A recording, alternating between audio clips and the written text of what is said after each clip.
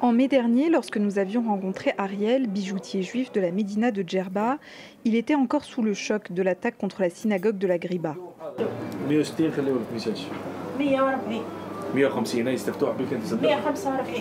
4 mois plus tard, il travaille dur pour faire face à l'afflux de touristes sur l'île et pour répondre aux demandes de la saison des mariages. Une reprise au goût doux amer. Il faut être honnête, tout le monde est content, tout le monde travaille. La vie, elle continue. Hein. C'est vrai qu'il y a un peu de tristesse, mais c'est la vie, paix à leur âme, les personnes qui se sont décédées.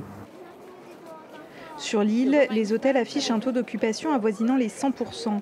Mais dans le quartier juif de la Hara, l'affluence n'est pas la même que les années précédentes. Les meilleures brochettes de l'île chez Chebini. La vérité, il faut dire la vérité, ça a quand même bien baissé ici. Mais bon, il fallait s'y attendre. La diaspora juive à l'étranger a un peu peur. Djerba a diversifié depuis quelques années son offre touristique, hors des plages et des hôtels. Dans le village populaire d'Eriad, les peintures murales de Djerba Oud attirent touristes et Tunisiens en vacances. Mais la véritable star de ce musée à ciel ouvert, c'est ce guide, Yassine, qui en connaît chaque recoin. Tu vois cette 404 bâchée, elle est en 3D. Tu peux prendre une photo de ce côté ou de l'autre, l'artiste qui l'a peinte est très connu pour faire ce genre d'œuvre.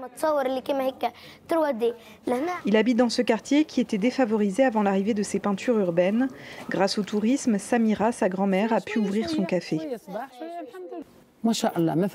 Djerba Oud a vraiment dopé le tourisme ici et de manière générale, nous avons des visiteurs de tous les pays qui passent par chez nous.